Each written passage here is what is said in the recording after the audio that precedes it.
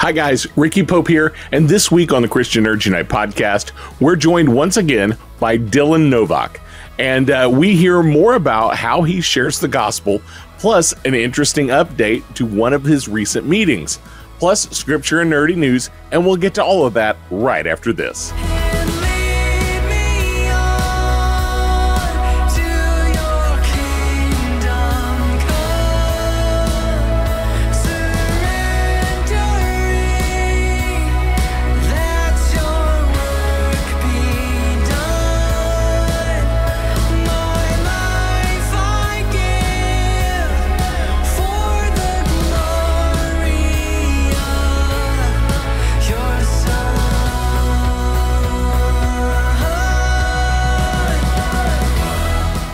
It's always a joy to share with you every week.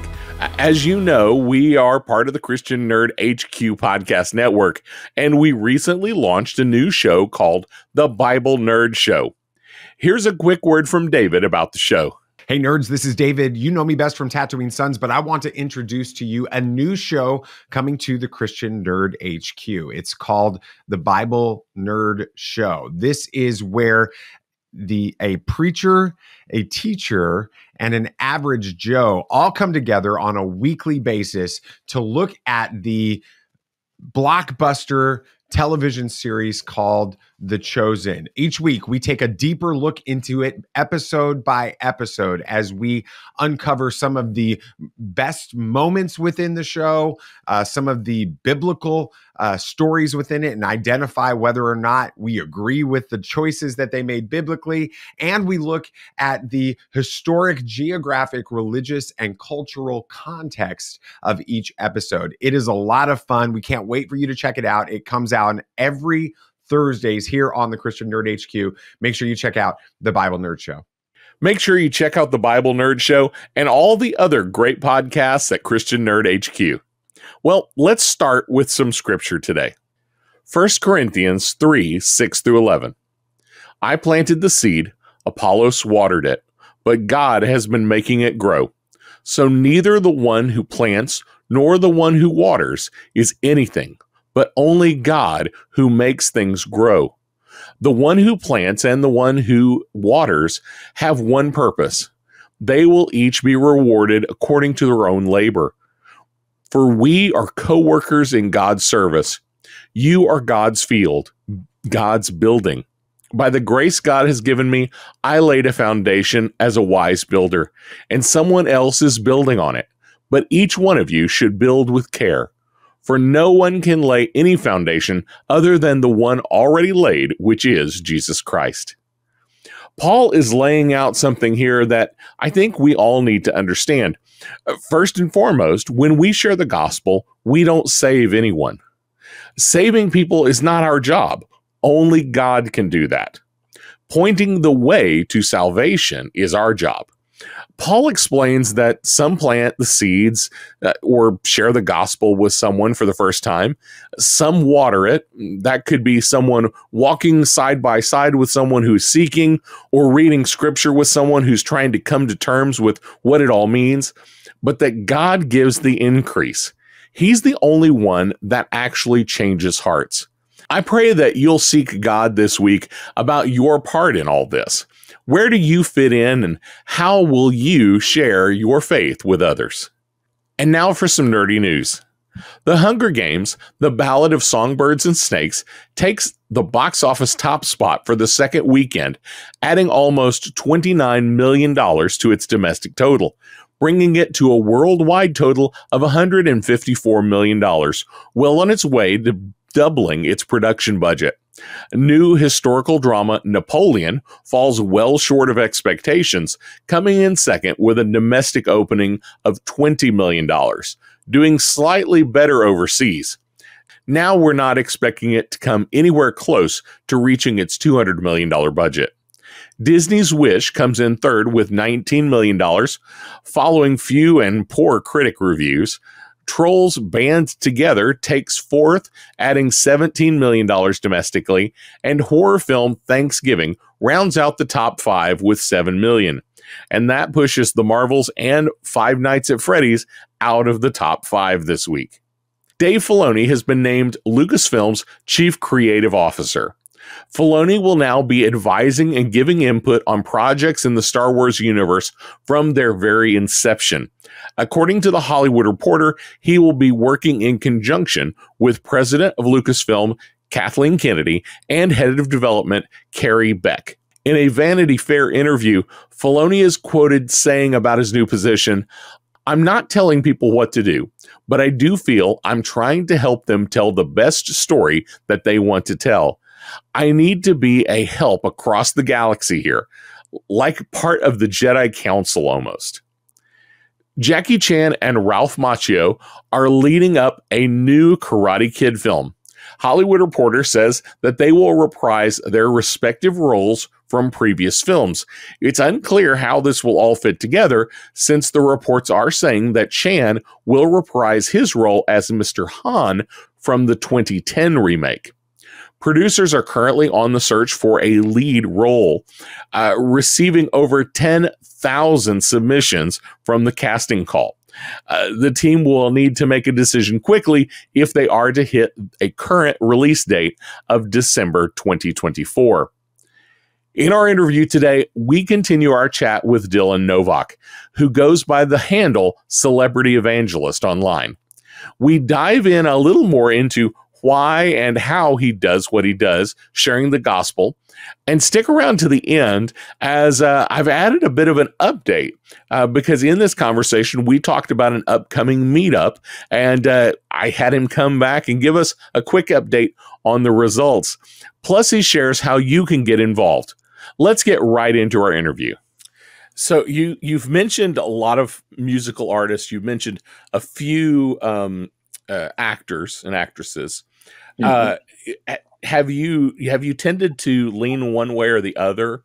Are you mostly going after musicians, and actors are less of a thing, or is it just kind of whoever's the right opportunity? I'd say it's that whoever's the right opportunity. Musicians a lot of times are more likely to be reached just because they tour. A lot of actors don't. What I do love, though, is when actors and actresses get it in them to be like, you know what, I'm tired of doing just the acting thing. I want to pursue music. Even if they aren't the greatest, they know they can sell out a place for fun. It's kind of like Keanu Reeves right now. Not trying to talk about him the whole time, but he's on tour right now with his old college band called Dog Star. They never took off. Nobody. But Keanu basically was like, "Hey guys, we never got to go on tour. I'm Keanu Reeves now. We can do whatever we want, and people will pay to see us." And then he's touring the U.S.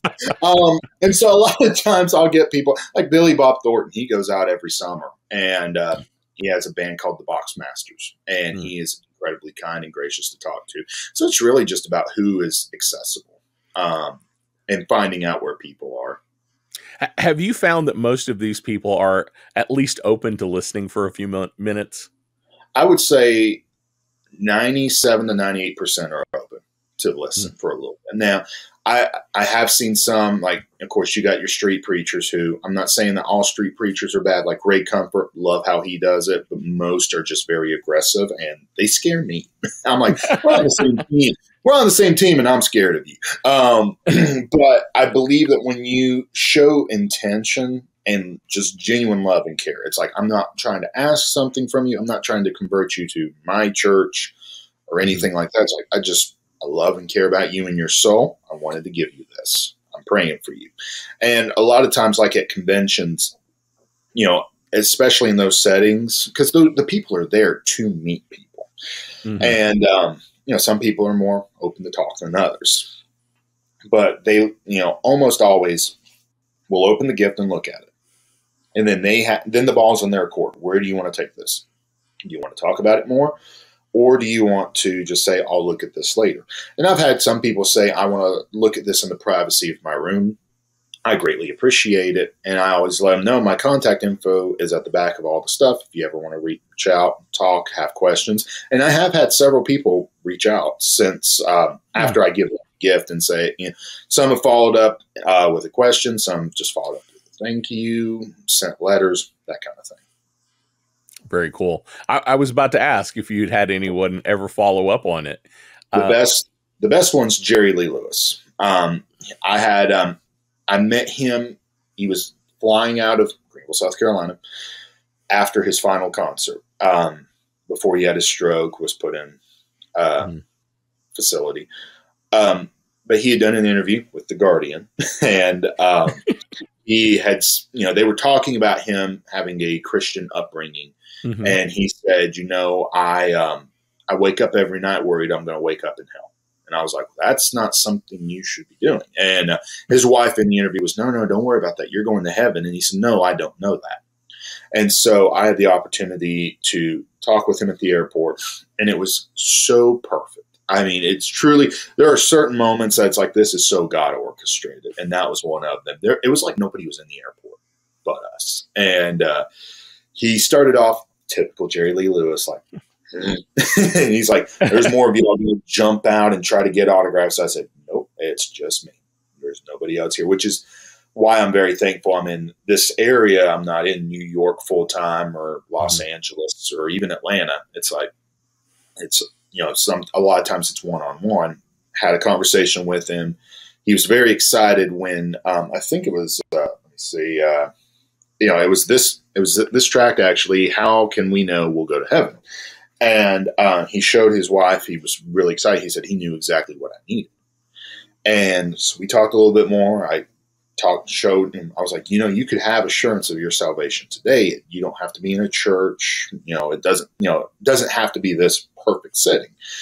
And he told me, he's like, I really want to keep talking to you, but I'm afraid I'm going to miss my flight. And to his credit, how he made his flight was a miracle. And I'm even standing there like, I would be stressed. But he said, well, if I want to say anything more to you, I've got your info. And a week later, I got a letter in the mail from Jerry. And it was just a simple little note. It said, do not worry, Jesus is my Lord and Savior. And it was dated 2 days after we had talked. Wow. So that's the best follow-up I've ever gotten, which, of course, that's the whole purpose and point of ministry, to see people come to know Jesus as their Lord and Savior. That's awesome. Well, it sounds like you have a little bit of a crazy life. Just a little bit. Doing all this. Would you encourage other people to try this? And if so, what would you encourage them to do? So I already know there's this one guy. His name's Jamie, real sweet kid. He lives up in New York, and he goes to Comic-Cons once or twice a year. And a lot of times he will take them tracks now, and or he'll write him a letter or something. And he would usually message me and say, hey, be praying. I'm going to go after this person. Sometimes it's somebody I've already talked to, and he's like, do you have any pointers? It truly is just so encouraging to see that, because I can't reach every person, just like, whatever ministry platform God's given you, you can't reach everybody. That's why we all have to work together and follow the Great Commission. So my advice, if people feel led to that, and that's the thing, if God's calling you to do that, you should definitely do that. My advice would be just be prepared. Like anything, you're going to have some people that are very receptive. Paul says always be prepared to give a reason for your hope. It doesn't mean you have to have every answer ready to go at the drop of a hat, because we're not perfect. We're flawed people. We're not, like me. I know it's the Holy Spirit because I'm not that smart. And I always tell my youth kids, I'm like, hey, if you ask me a question, I don't know the answer to it. You're challenging me, which is great. And I'm going to get you that answer ASAP. Also be prepared for people to be unreceptive and to show grace in that, because if we respond hatefully to somebody, and that's where I made that comment about street preaching, and I've seen it where somebody will, they're out there on a megaphone yelling. Like, I was walking out of Winter Jam. I faithfully go to Winter Jam every year. I love it. It helped change my life. I know it's changed thousands of others. But there were these people here in Tennessee, and they're out there with a megaphone. Inside this building, they are preaching a false gospel. You all are going to die and burn and go to hell for all eternity, and you will remember this moment. I was like, well, what? How is that drawing anyone end. There's no kindness. There's no grace. So, and then I would see somebody go up to them and say something. And when they disagreed, instead of being respectful, they just got on, very big and loud, calling them an idiot, basically. So when we show grace, though, it shows us that we're set apart from the things of this world. And I preached about that at my youth group last night. We're called to be peculiar, which one of my kids yelled, "Oh, you definitely are." And don't you just love kids? And I was like, I was kind of waiting on that. I said, good, I'm living a biblical life. But I told him, I said, the word peculiar means to be set apart. It means to be different. It means not to be normal. And if we just turn on the news and look at what's normal in the world, we see how we need to be different. And we need to be different in every area, not just in our beliefs, but in how we handle ourselves, how we treat others. Just like last week, we took my daughter to Disney for the day when we were in Florida, and I've never been in a car wreck before until Saturday. It was great. Wow. Yeah, because I would rather drive one eye blindfolded in Knoxville than drive in Orlando. It was terrible. But it was that stop and go traffic, and we were at a complete stop, and then just out of nowhere, this truck just came and plowed into the back of us. They weren't paying attention. And thankfully, we only lost an hour at Disney. We were able to get going, get there. But, oh, man, I was burning up before I got out of that car. Because, of course, the first thing as a parent is you look at your kid, are you okay? And it's so funny. She says, yeah. And I'm like, okay. Then daddy bear mode comes on. I'm like, I'm ready to tear someone limb from limb because I'm thinking this is probably some stupid teenager on their phone or something. And I have my hand on the door and I want to chew the guy out. But I was, Lord, give me grace, give me peace, give me patience, allow me to reflect you, which I've prayed that prayer and failed many times. And then when I got out, it was this 70-year-old man who was almost in hysterical tears. He's like, I see a car seat. Is your kid okay? And I was, she's fine. And I'm like, we have to realize we're all human. We all make mistakes. We all act out of anger sometimes, but we need to do our best to be set apart. So all that being said, even when things don't go your way, just do your best to reflect Jesus. Because like Paul says, imitate me as I imitate Christ. That doesn't mean to imitate other Christians. That means look to Jesus. That's who you're supposed to model. Awesome. Well, with that idea in mind of offering grace and, you're reaching out to people who are, who you're concerned about, especially with a lot of things that are happening in Christian music right now. There are a lot of people in Christian music who are stepping away from the faith. Yep.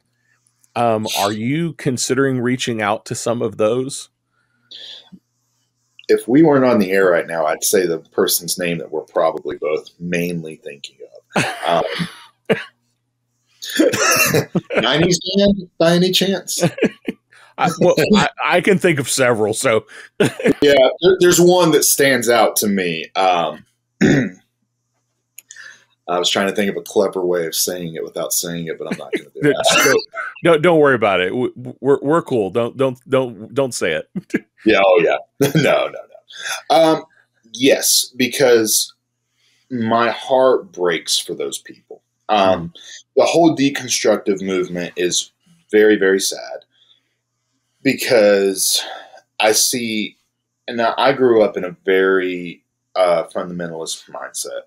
And I remember very clearly seeing people like Toby Mac and Newsboys and different really good Christian people put on a screen and by a guest preacher saying these people are evil. Mm-hmm. They are leading people to hell. They preach a false gospel. And I believed that for many, many years. And then, of course, over time, I started doing my own research. I'm like, these are actually really good, godly people who are preaching the gospel and reaching thousands of people.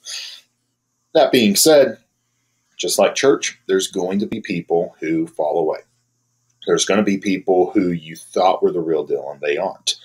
Mm-hmm. There are warning signs.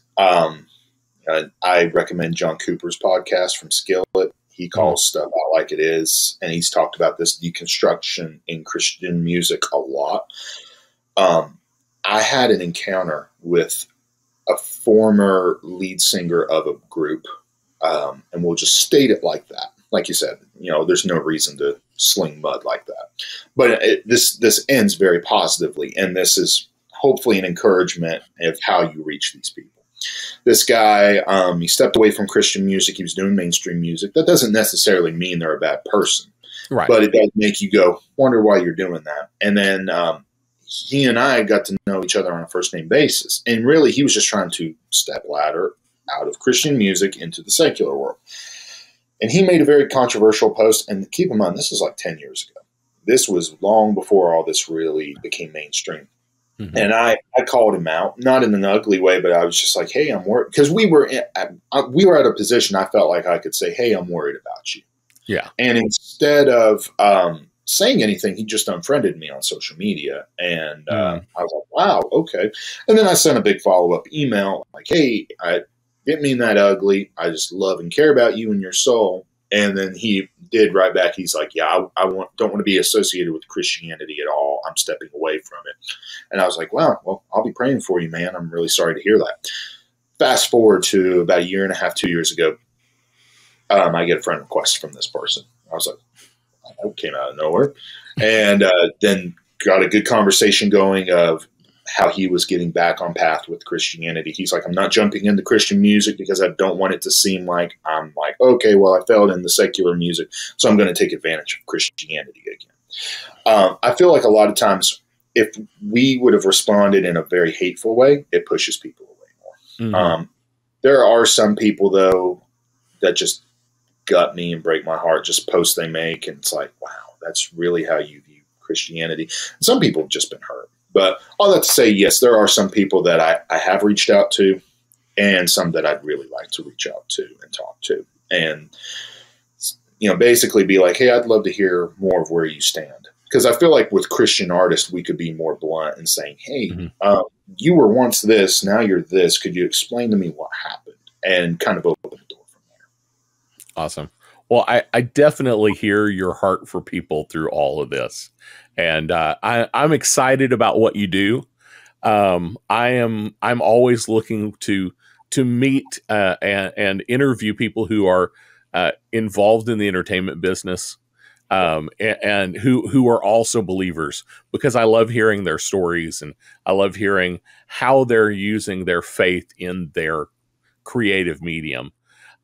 So this idea of, reaching out to those who don't have faith or who've lost their faith, it really excites me that there's people like you that are excited about this as a ministry and want to see it happen. I'm super thankful for what you do and how you do it.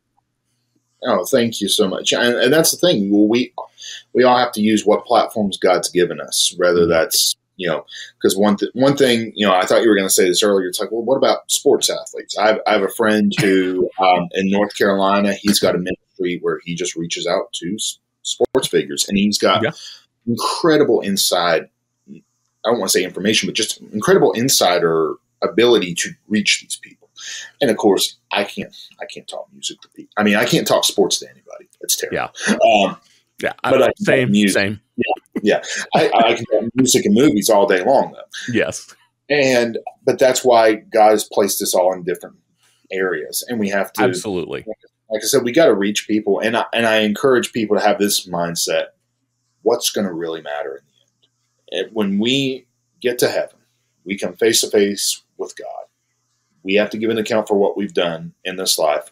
We have to ask ourselves, what are we doing that actually matters? Mm-hmm. Because if we're going to be completely real and honest, a lot of what many people do, and myself included, I preach to myself, it's not going to matter. It's just meaningless. Mm-hmm. And I'm starting to sound like Ecclesiastes here, but it's the truth, though. It's like, okay, in the long run, this isn't going to matter. But when we focus on the things that do matter, that's where true joy can come in. Not just our life, but it starts to overflow into others. And that's how the love of Christ is seen by a lot of people. Awesome. Well, Dylan, how can people keep up with you, what you're doing, and how can they help be involved? Yeah, so there's several different ways that you can get connected. The first thing, follow us on Facebook and Instagram, Celebrity Evangelist on both. You can go to my website, celebrityevangelist.org. There's a place you can sign up for newsletters there. I send out quarterly newsletters. And in those newsletters, I give a little bit more inside information that I don't necessarily post. Nothing, no private information, but it's like I'm not going to expel this whole thing on social media. Also, there's a really cool thing that my wife thought of when we first got married. It's called right before we got married, it's called Join the Mission. And what that is so I don't know if you've ever gone to a Comic-Con. I would imagine you have. Have you ever gone up to any celebrity to buy their autograph or anything? Yeah. Yeah. So, it costs a lot of money to get up to a lot of these people. Oh, yeah. Some of these people, it's just like, oh my goodness. Well, for the most part, I'm just worried about getting in there and getting up to have a conversation with them. Don't care about keeping an autograph. And so what was happening was the ministry bank account was just going downhill the more cons you go to. So that's just an endless money hole. And so my wife and I, we started looking at numbers, and she said, why don't you ask people to partner just with specific celebrities? So what Join the Mission is, it's a way for people to be a part of the ministry when they're unable to go to something themselves. So, for example, here in a couple weeks, which you said this will probably be a few weeks ago once this podcast is aired, I'm going to Philadelphia to witness to Ozzy Osbourne. That's the package to be able to witness to him is ironically $666. Everybody can eye roll right now. I read that. I was like, it's kind of funny. It's kind of not. It's just sad. If somebody said something, they were that's like, all in the marketing, my friend. That's all absolutely. in the marketing. It's called the Ultimate Sin Package. I was like, this is obnoxious. I stared at it for a good minute. I was like, this is so cheesy. It's not even funny. You're trying to just get so much nostalgia. Oh, my goodness. That's hysterical. But yeah, so yeah, it's a lot of money to get to Ozzy, and his whole family will be there as well. But Join the Mission, it's like, okay, if you feel led, here's a statement of faith from Ozzy. Here's what Ozzy believes. Here's what he said. And here's how much it's going to cost to get up to him. So when somebody joins the mission, say for Ozzy, I think I have had, I'm going to speak past tense. Ozzy was 300, but Sharon was only 60 because they all are different price tiers. You know that from going to Comic-Con. Well, when you join the mission with somebody, you get that autograph, and it can be personalized to you. You can give it to somebody as a gift. The holiday season's coming up, and that's a great way for somebody to fund the ministry and get something back out of it. And I'm also going to text them or email whoever joins the mission, hey, I'm in line. Hey, I just talked to them. Here's a picture of your autograph. A lot of times I'll take a photo of them signing the autograph. Here's what they said. So they get the full down low of what happened. So that's a great way to partner. Of course, typical monthly giving or one-time giving is always appreciated and needed. And if somebody listening is a pastor or has a good relationship with their church, I would love to come to your church and share my ministry or preach. We're going to be going to Missouri here in a few weeks for a revival. And so we go all across the country. So just shoot us an email and we try to work something out. So welcome back, guys. Dylan and I had a conversation several weeks ago, and he mentioned Ozzy Osbourne, and he mentioned going to see him in the very near future. Well, that all happened, and shortly thereafter, Dylan made a couple of posts that I thought were really interesting. So I thought we would follow up on this story just a little bit. So Dylan, tell us a little bit about what you found out after the fact. Yeah, so I know I talked with you about Ozzy and that I was going to meet him. I don't think I told you any of the details on the podcast. I don't think you hadn't gone yet. That's what I thought. It's holiday weekend. It's beyond holiday fog brain right now. But yeah, so I flew up to Philadelphia to witness to Ozzy. And I don't know. I know this is Christian Nerds podcast, so I don't know if there's anybody listening who went to the Mark Hamill autograph signing this weekend in San Francisco or have seen pictures of it, but they've got like 2 tables in between you and Mark Hamill and a rope, like lines like are in Disney World, a rope holding you back from even the second table. And I'm like, well, that's real personal. You know, I wasn't there. I've just seen the pictures, and I'm like, oh, I really hope if he ever comes around and I'm able to witness to him, it's not like that. But anyway, that was my fear with Ozzy, that it was going to be something like that. Mm-hmm. And it could be understandable to a degree because I'm like, you've got Parkinson's. You're trying to not have people grab all over you. And they did have kind of a little bit of a wider table set up, but it was a very personal atmosphere. He shook your hand. I'm Ozzy. It's nice to meet you. Just very kind, sweet man. And I told him the reason I came up here was to bring you this gift. He wanted me to take out everything and show it to him. And I said, I was reading your interview where you said that you want to read the Bible, but you have a hard time understanding it because it's in a language you don't understand. And he's nodding his head, oh, yes, yes. And I said, so I got you this. And I pulled out a Bible I got for him, and I had his name put on the bottom. And he goes, well, that's not going to help me. I said, no, it's a New Believer's Bible. And I explained to him, showed him how it's easier to understand, and he absolutely loved it. And we looked through the rest of the material for a brief moment. He was incredibly appreciative, and then went on to the next room, got to talk to the whole family. And Sharon was very sweet, didn't talk to her or Kelly that much. Not that they were rude, they just weren't incredibly talkative. Jack, on the other hand, was very talkative. And he has a new show called Portals to Hell, which I thought, wow, that's bold. And so anybody who evangelizes knows you try to bait a conversation sometimes to get it going in the direction you want to. So I said, so are you trying to open a portal to hell? And again, this is the youth pastor in me coming out. I'm asking a question I already know the answer to, but I want you to start talking about it. And he goes, no. And he said, we're not really dark, evil people. It's a brand. We go along with it. I'm like, right, of course. And he said, no, really, I'm just open through spirituality. I want to be in touch with the spiritual realm, what's real, what isn't, what's there. And I was like, wow, how interesting. That just goes perfectly in line with what I have for you. And so I told him what I had, and he even said, oh, I see what you did there. And we started going through it. And he said, well, it's like you knew this was tailored exactly to where I am. This means so much. Thank you. He got a piece of paper. He wrote down a bunch of different podcasts he had been listening to. Some Christian, some not Christian. But he said, just listen to this. That way, if you ever see me again, you kind of know what I've been listening to, what I've been looking into. And so our conversation ended on a very good note because he was like, I'm very open. I'm searching. And this perfect. So that was October 13th in Philly. October 21st in Lexington, Kentucky, I was there. There was a big horror convention, and Jack was there. None of the rest of the family was there, but Jack was there. And I was like, man, I do want to go up and talk to him, but it's barely been a week. I don't know how I should approach it.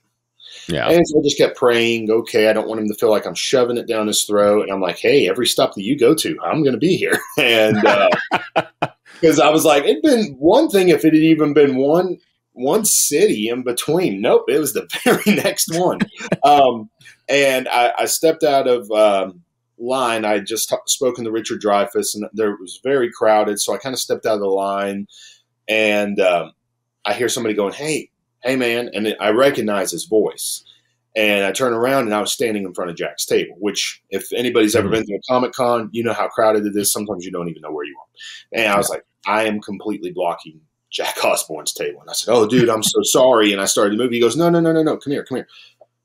Were you in Philly last week? And I said, I was. He said, I thought I recognized your jacket, which is my Love God, Love People, Danny Gokey jacket.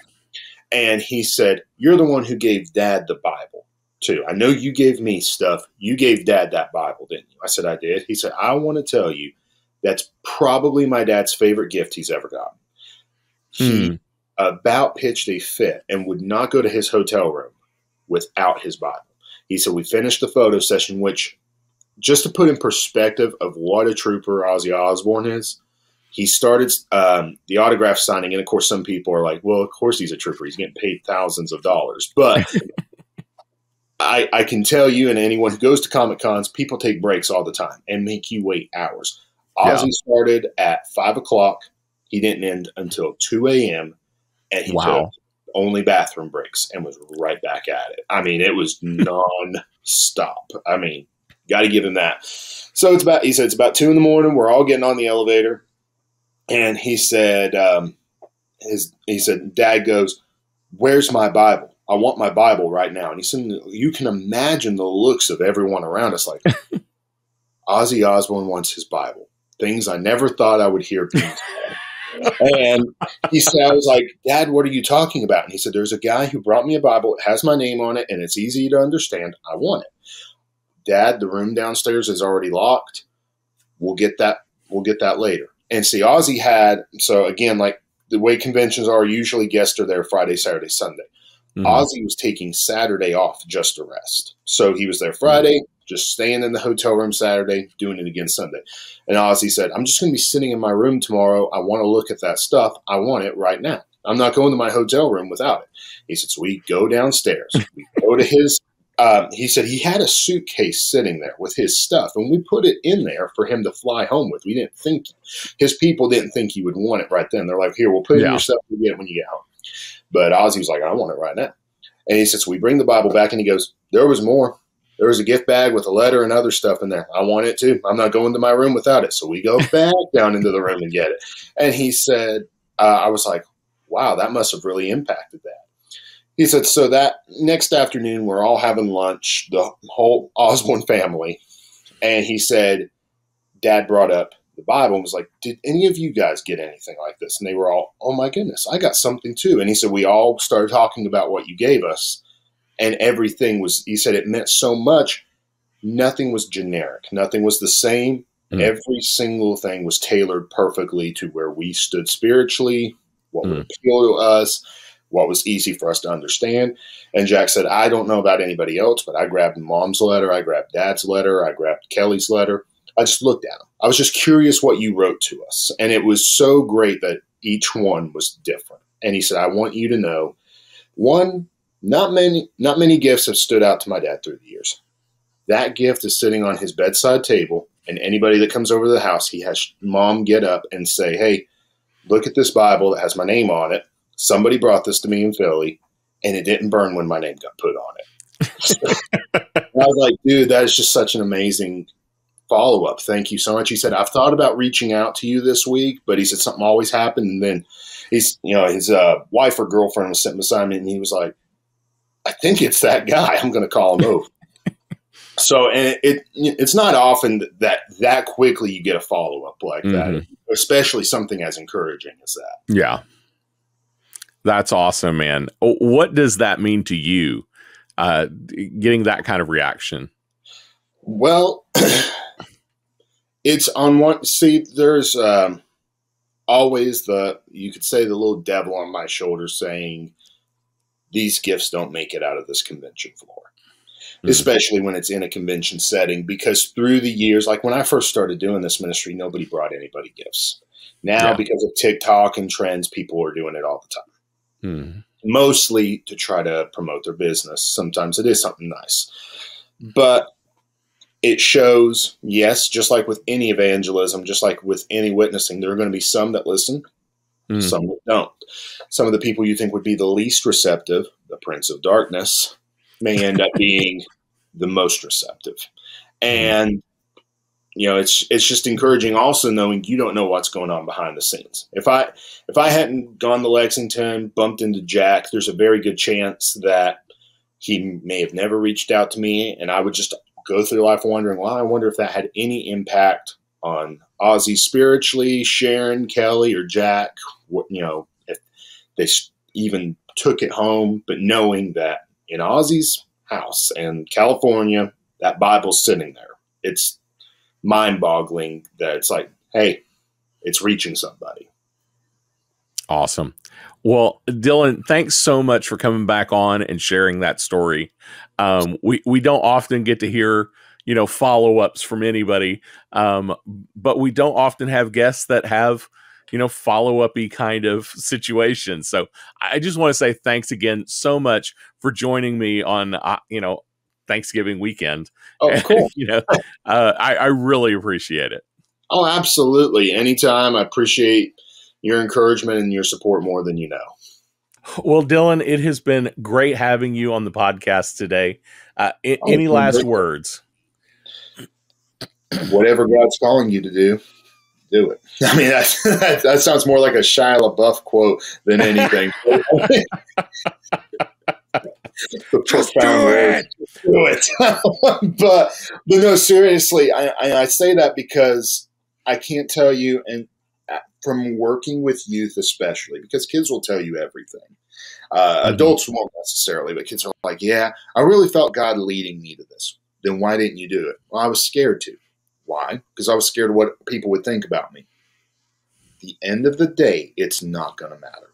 It's like we're doing tomorrow night a fifth quarter at our church, which is, I may not know much about sports, but I know there's only 4 quarters. But the fifth quarter, that's for people to come over here, not just our kids, but them to invite their friends, nachos, bonfire, just a great outreach. And that way people can get comfortable with our church and say, hey, we're not all scary here, because sadly that's the image that a lot of these kids have been given. Yeah. And so I've given I printed out a couple hundred flyers, and these 2 girls in my youth group just are giving them out like crazy. Right before our interview, I was at the school giving them more to give them more of their classmates.